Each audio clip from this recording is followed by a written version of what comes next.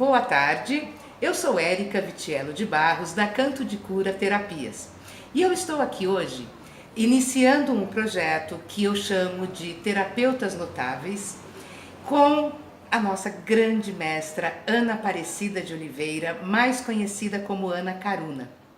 A Ana foi a minha primeira escolhida pela representatividade que ela tem realmente no Brasil.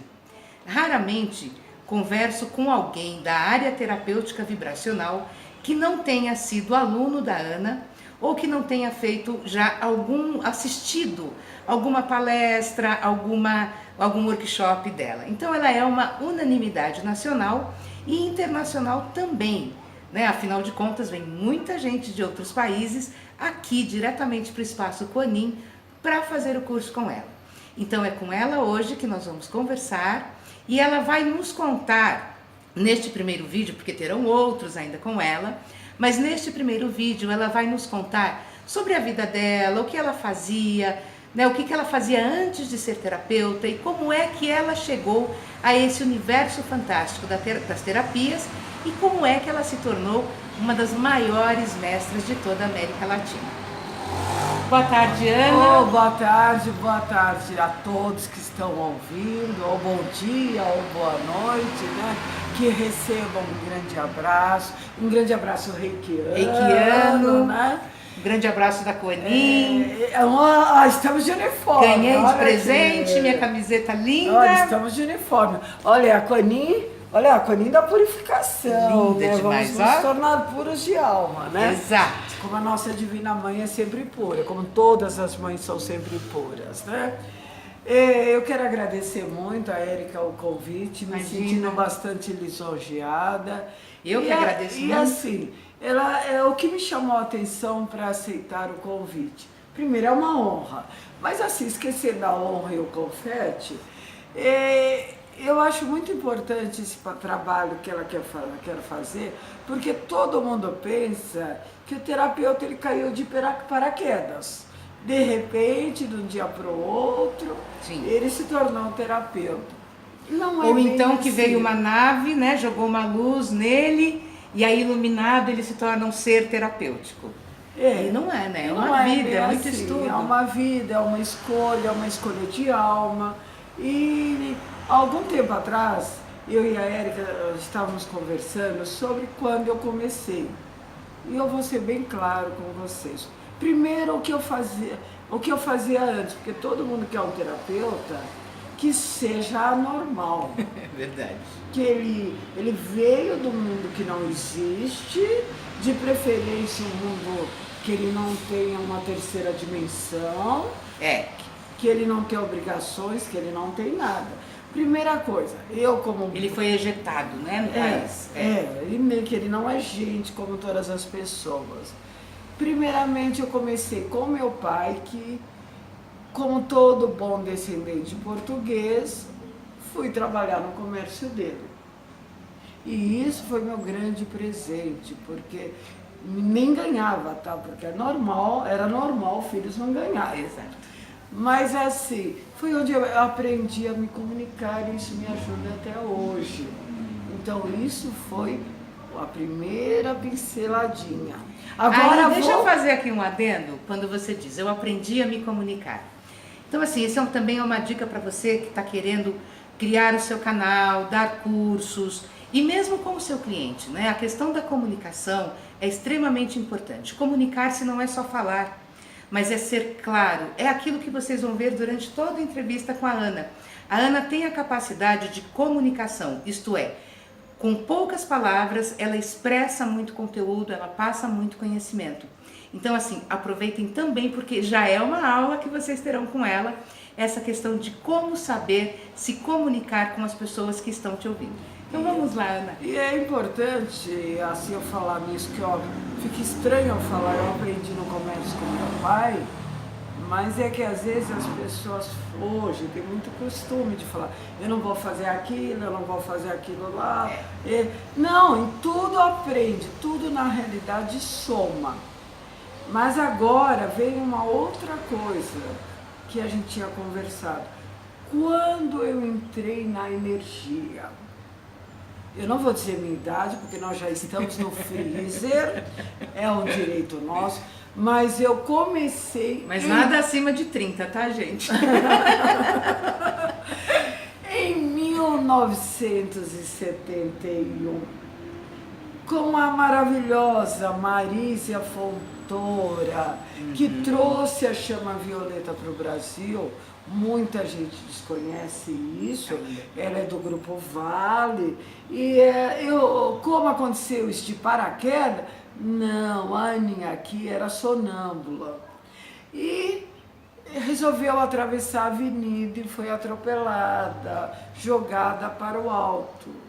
E a minha amada mãe, que sempre foi minha apoiadora, não queria que eu ficasse com nenhum defeito físico.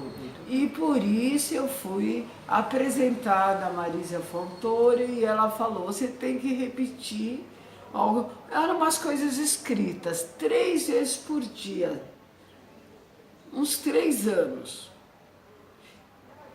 Eu não sei o que eu fiz, e ele ainda mandou você e a tua família. E todos bonzinhos fizemos, né? E assim, e durante esses 3 anos nós fizemos o decreto da chama violeta. Até hoje eu faço, mas o meu começo de energia foi assim. Nesse inteirinho, nesse meio termo, eu mudei para a cidade de Porto Feliz, que energia jamais. O máximo ia à igreja católica. Eu sou filha de presbiterianos, tá? Estudei em colégio de freira, então era divertido. Era assim, escola dominical presbiteriana no domingo, de tal hora a tal hora, catequismo na outra hora e fogo violeta na outra. E ainda antes de ir para lá, eu fazia parte da bandinha do 3 de outubro. Então, vocês estão vendo como um excelente terapeuta é um ser humano comum, com a mesma história, a mesma trajetória, e às vezes até nem percebendo que o chamado já estava ali. Já estava ali. Né? O atropelamento ele foi o primeiro sinal, né, de tudo isso. E veja bem, eu estou aqui, minhas pernas são perfeitas, eu sou perfeita. Nunca mais fui atropelada. Nunca mais fui atropelada. Tudo bem que eu não atravesso na frente de ônibus, mas tudo bem. Aprendeu. Não, mas eu era sonâmbula mesmo, não foi nem a questão do aprendizado. Já muitas vezes quase fui atropelada por outros motivos. Mas o principal, quando é que começa? Que daqui ficou recado para todos que estão ouvindo. Pode começar a qualquer hora. E às vezes começa até na barriga da nossa mãe. É verdade. Essas crianças índicos, essas crianças cristais, arco-íris, que estão vendo por aí, elas já nascem sabendo. Eu fui para o Sul recentemente e já queremos fazer a pérola de Quanim para crianças, porque ela já vem para orientar os pais. Exato. Isso é uma dica importante, mas assim, lá no meu canal eu falo muito sobre os índigos, cristais, as crianças da nova era, e vocês podem ver os vídeos que já tem e os que virão, nós vamos falar muito sobre isso. E é muito bom, Ana, que você também coloque que já há uma necessidade, porque assim, já não é mais só um desejo como já foi antigamente, mas hoje é uma necessidade que essas crianças já comecem a receber, né, esse conhecimento terapêutico, vibracional desde muito cedo. Até para os pais conseguirem lidar com elas, porque são crianças especiais, para elas poderem assim desmistificar as coisas, verem como naturais, para que ninguém domine a inteligência delas e assim, e a família aprender a lidar com isso, porque eu acredito, eu sempre falei com os meus pais, que as crianças, elas na realidade, elas vêm para um mundo que não é delas. Nós curadores, a gente vem numa época que não é a nossa. A gente vem com um aprendizado que é para daqui 20 anos, daqui 30 anos, então é muito difícil para os pais e até para a própria criança que se sente estranha. Então foi aí que começou a minha trajetória, questionando um monte de coisa e assim foi a caminhada. Daí eu fiz a primeira comunhão, deixei as freiras malucas, como toda criança normal. Aliás, como todo bom terapeuta, né? Eu acho que uma característica do bom terapeuta, até você que está aí vendo e perguntando, fala, poxa, todo mundo fala que eu sou rebelde, ninguém me entende, ninguém me aceita.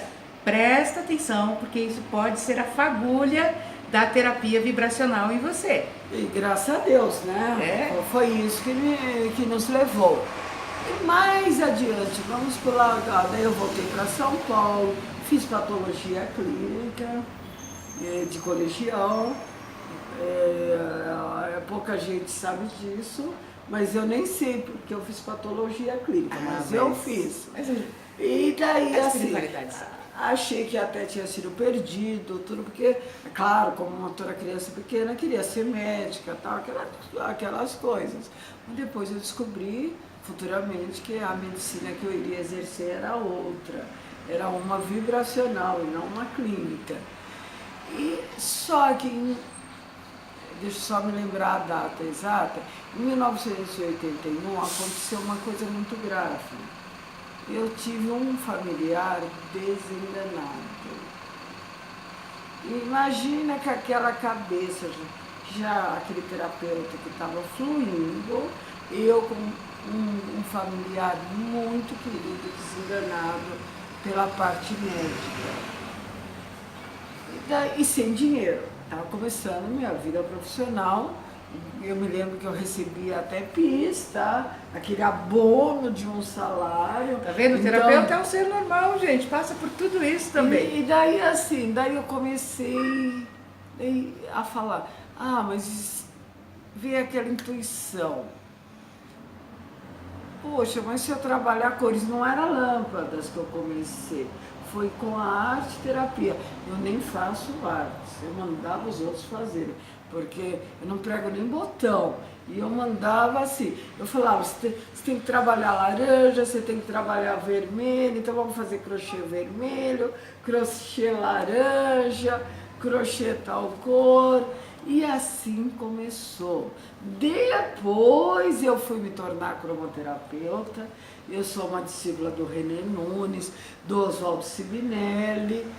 E assim, foi aí o meu caminhar. Foi justamente com a cromoterapia, com o tratamento autógeno também, fazendo relaxamentos, que começou, mas não era nada, nenhuma pretensão de ser. A minha pretensão era ajudar o meu familiar. A arte-terapia é porque justamente a pessoa que estava muito doente adorava a arte, então foi a forma que eu encaixei. Então aí eu vou fazer um adendo de novo para você que está assistindo, que é essa fala da Ana, é uma fala muito comum. Eu costumo dizer que é o chamado, né? Ele vai chamando de alguma maneira. Então veja, a Ana não entendia de arte e a Ana não entendia de cores. No entanto, ela teve a percepção. Eu não vou nem dizer que é intuição, porque assim, eu já conheço a Ana.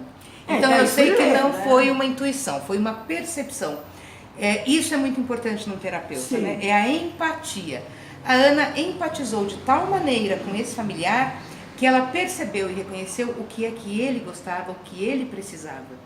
E a partir disso ela foi então buscar uma maneira de atender a ele.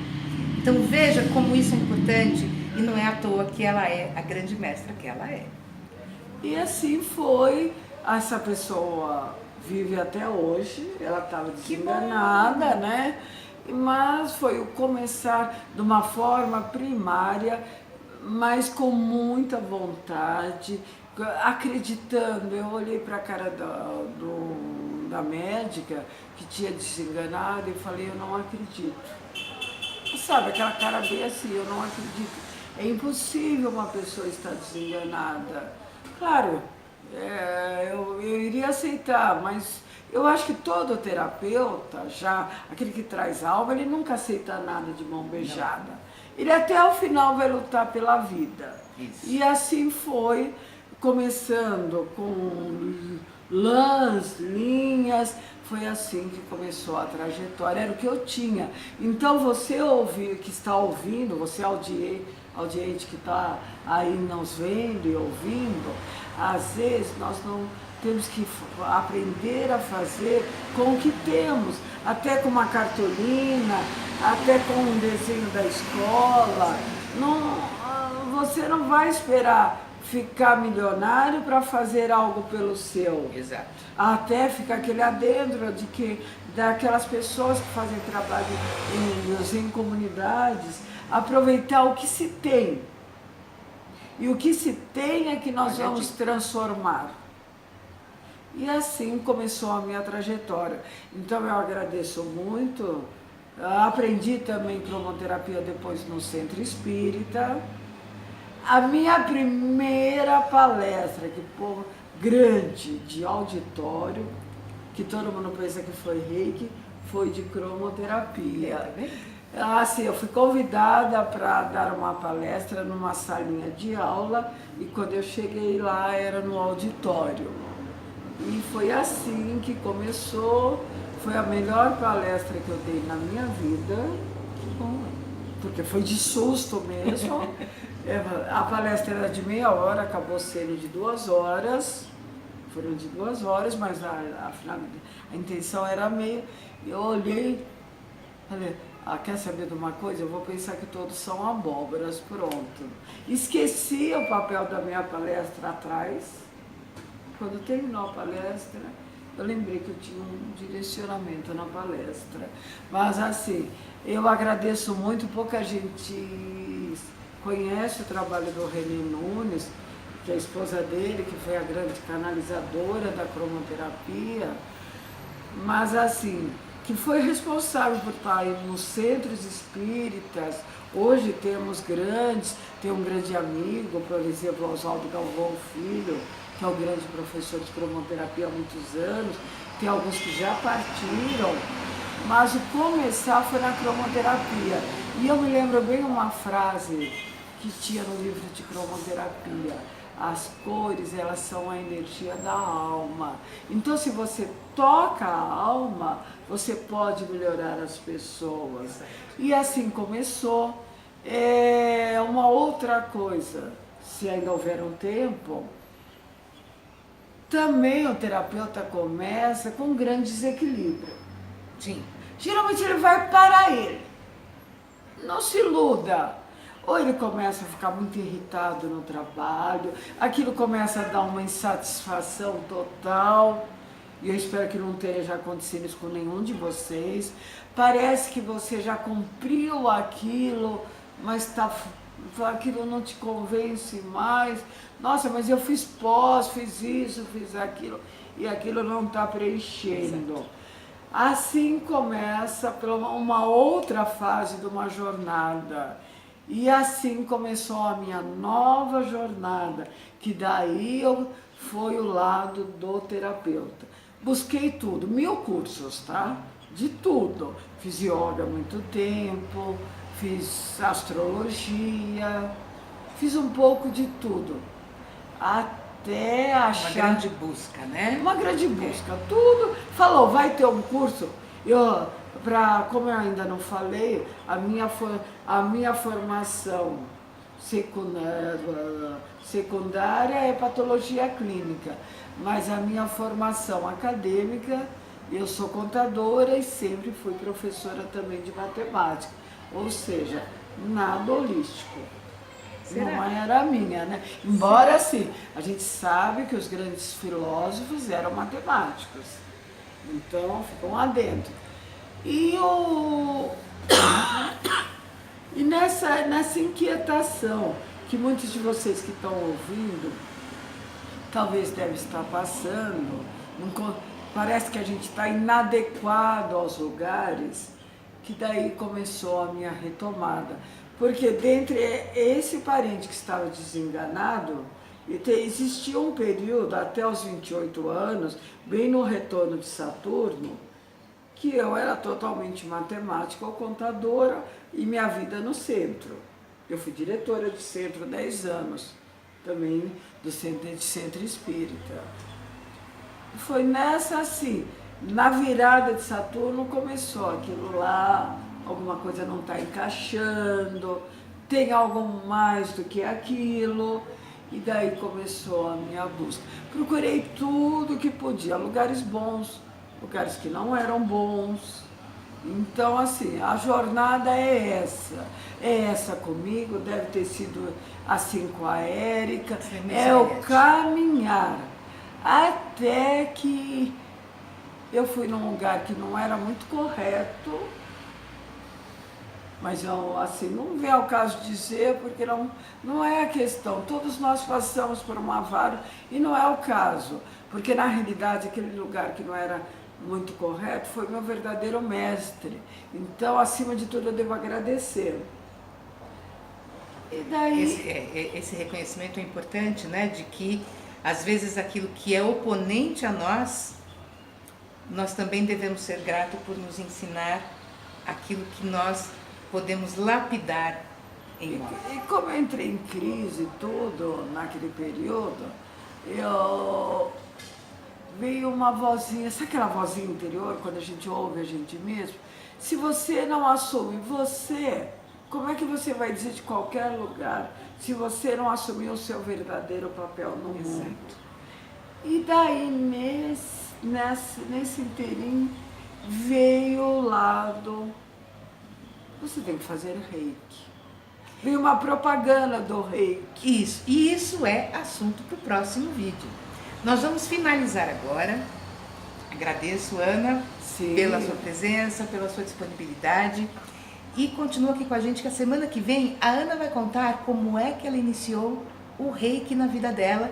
E aí, obviamente, que o reiki na vida de todos nós, né? Porque quase toda a linhagem nacional é quase dela, tá bom? Gente, gratidão pela presença de vocês. Gratidão, Ana. Gratidão. Um abraço reikiano a todos, né? E que cada um, acima de tudo, esteja em paz consigo mesmo. Bye, bye!